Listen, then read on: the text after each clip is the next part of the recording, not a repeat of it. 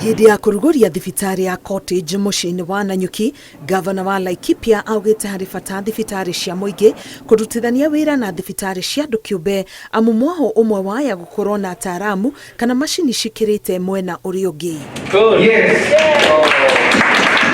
That us, we are not in competition.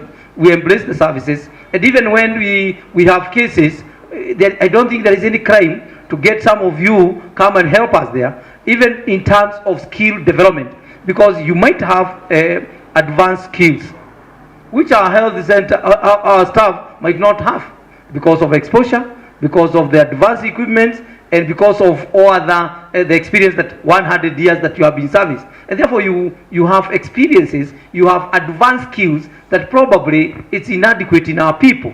And therefore, I would be calling for that synergy that you can share whether some of the complicated operations. Mũrũgamĩrĩri wa thibitarĩ ĩno augĩte marĩ na mũbango wa kuongerera mathomo kũrĩ arigitani, mũbango ũrĩa ũkũingĩria ona arigitani a thibitarĩ cia mũingĩ.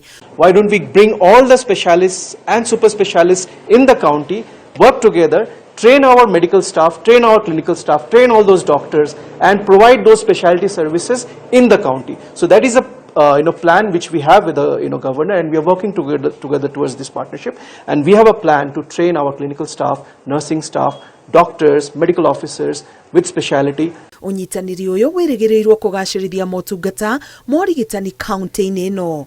Ngiribotera Inooro TV, Getwo Karo Kenyugo Mwaura.